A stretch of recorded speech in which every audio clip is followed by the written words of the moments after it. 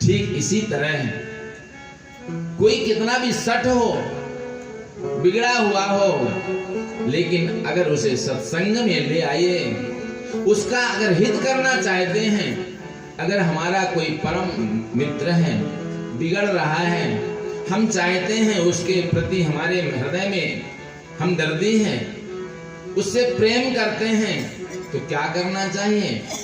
उसे सत्संग में लाना चाहिए। हमने एक बार सत्संग में ही कथा श्रवण कर रहे थे कि दो सगे भाई थे, पता नहीं किसी कारण जागा जमीन को लेकर के आपस में विवाद हो गया, और विवाद इतना बढ़ गया कि दोनों एक दूसरे की जान लेने के लिए तैयार थे। कब मौका मिले और हम इसको मार दें, छोटा सोचता, बड़ा भी सोचता, कब मौका मिले हम छोटे को मार दें। अब उन दोनों के बीच में एक उनका प्रिय था जो दोनों को चाहता था, आपस की कलह से बहुत दुखी हुआ करता, बहुत दुखी रहता, सोचता क्या करूं, अपने तरफ से बहुत कुछ समझा करके हार गया, लेकिन कोई प्रभाव नहीं पड़ा। अंत में सोचा करूं तो करूं क्या। संयोग से एक दिन उनके क्षेत्र में ही भगवान ही राम कथा हो रही थी, तो बड़े भाई को साथ में लेकर के चलो भैया राम कथा है, श्रवण करेंगे, और चले राम कथा के लिए।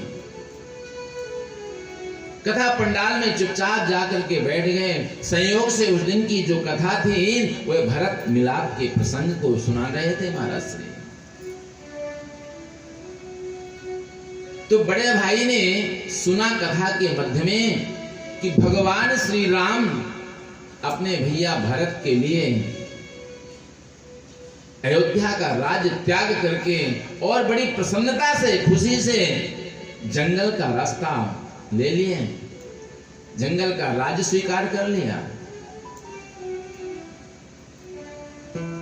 और वह व्यक्ति सुन रहा था, इतनी बड़ी अयोध्या की संपदा अपने भाई के लिए छोड़ करके और बड़े भाई चल दिए कि मेरा छोटा भाई भरत अयोध्या का राजा बनेगा, इससे बड़ा सौभाग्य हमारा क्या हो सकता है। वो मन ही मन चिंतन करने लगा, सोचने लगा कि देखो तो सही, हम भी भाई हैं और ये भी भाई हैं। हम लोग 10 बाई 10 की जमीन के लिए एक दूसरे को मारने के लिए उतारू हैं, एक कमरे के लिए जान लेने के लिए तैयार हैं, और ये भी एक भाई हैं कि अपने छोटे भाई के लिए पूरी अयोध्या का राज त्याग करके जाने को तैयार हो गए। उसने वही संकल्प कर लिया, आज मैं जाऊंगा घर और भैया को बुला करके बड़े प्रेम से कहूंगा, अनुज कि आज से पूरी संपत्ति के मालिक तुम हो, इसमें मुझे कुछ भी नहीं चाहिए।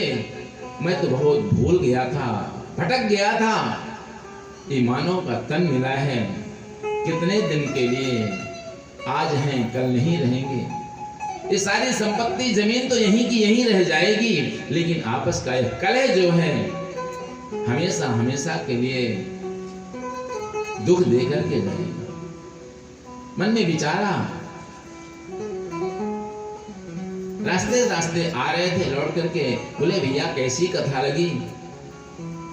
उस अपने मित्र से कहते हैं कि आप मुझे कथा में नहीं ले गए, आपने तो मेरे जीवन को बदल दिया, आपसे बड़ा हितैषी मेरा कौन हो सकता है। उसे लगा चलो कुछ तो बात लाइन में आई। दूसरा दिन अब उसने छोटे वाले भाई को ढूंढा, बोले कल आपके साथ नहीं जाएंगे और काम है। लेकिन दूसरे भाई को, छोटे भाई को ढूंढा और ढूंढ करके चलो आज कथा में चलते हैं। दूसरे को भी लेकर के आया कथा में। दोनों चुपचाप कथा मंडप में बैठ गए, कथा सुनने लगे। महाराज जी वही भरत जी का प्रसंग प्रारंभ था। प्रथम कथा श्रवण करा रहे थे कि देखो भरत भैया जब ननिहाल से लौट करके आए, उन्हें पता चला कि मेरी मैया कैकेयी ने मेरे कारण कि मेरे बेटे भरत को राज्य मिले, मेरे बड़े भैया राम को 14 वर्ष का वनवास दे दिया। मेरे कारण मेरे भाई को वनवास जंगल जंगल दर दर भटकना पड़ रहा है। इससे बड़ा अपराधी और कौन हो सकता है? काश मैं न होता तो मेरे भैया राम को वनवास न होता। ये कथा हो रही थी, उस बीच में वो छोटा वाला भाई बैठा सुन रहा था। धीरे धीरे धीरे जैसे शरीर में दवा का प्रभाव पड़ता है, ऐसे ही कथा का प्रभाव उसके मन में पड़ा। और सायंकाल जब कथा मंडप से निकला तो सोचते हुए कि आज बड़े भैया के पास जाऊंगा और निवेदन करूंगा, भैया मुझसे बहुत बड़ी भूल हो गई है, मेरे अपराध को क्षमा कर देना। जिस भरत ने भ्रातृ प्रेम के कारण अयोध्या की राज सत्ता को ठुकरा दिया, हम दोनों आपस में एक दूसरे को मारने के लिए तैयार हैं। दोनों आपस में गले लग गए, झगड़ा समाप्त हो गया, आनंद से जीवन व्यतीत करने लगे। समाज में एक नई चर्चा फैल गई। तो नारायण कहने का तात्पर्य हमारे कि बिन सत्संग विवेक न होई, पर राम कृपा बिनु सुलभ न सोई। बिन सत्संग, सत्संग से सठ सुधरहि सत संगति पाई। पारस परस को धातो सुहाई।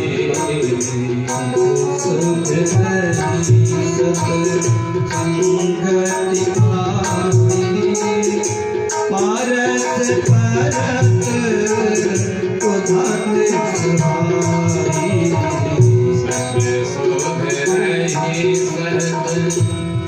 संगति पाई। पारस परस को धातो सुहाई।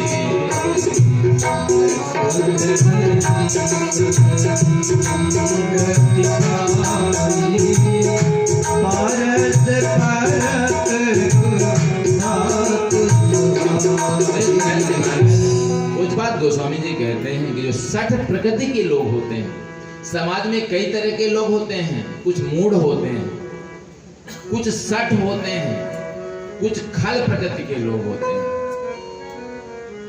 ये मानव शरीर प्राप्त करने के बाद भी उनकी जो बुद्धि है वो सुधरती नहीं है।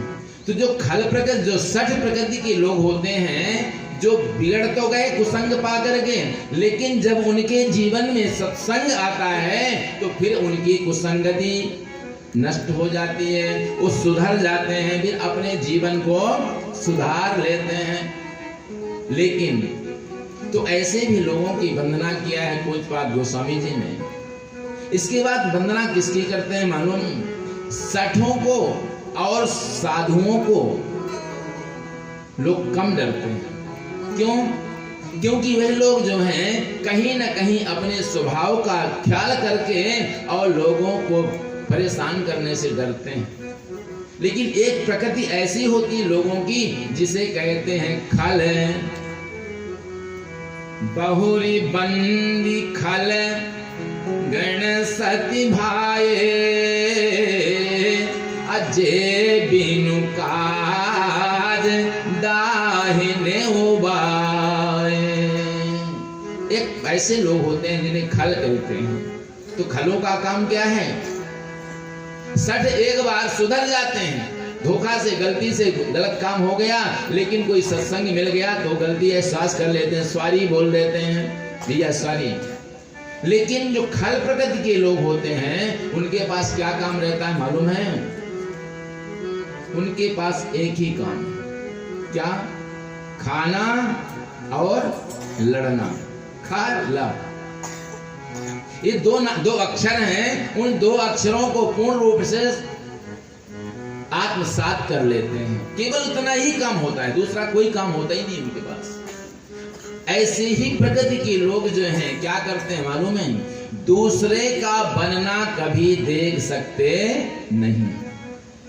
वो स्वयं मेहनत नहीं करते, कुछ भी नहीं करते। क्यों? क्योंकि लड़ने के अलावा उनके पास समय ही नहीं है। खाते हैं खूब और खूब लड़ते हैं।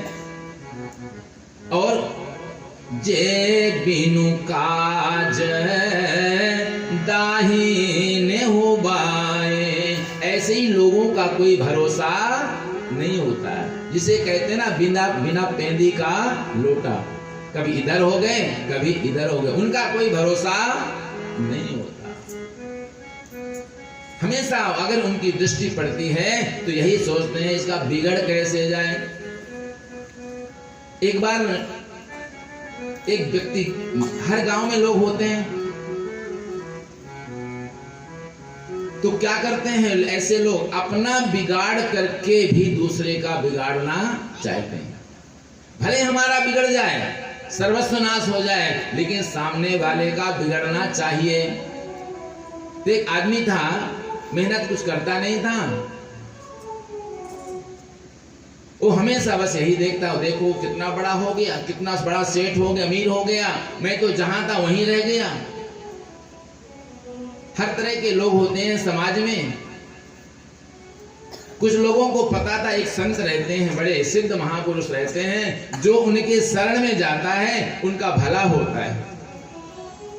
तो उससे लोगों ने बताया, भैया आप परेशान रहते हो हमेशा, एक काम करो, बोले संत जी के चरणों में चले जाओ, वो आपकी समस्या जो है उसका निदान हो जाएगा।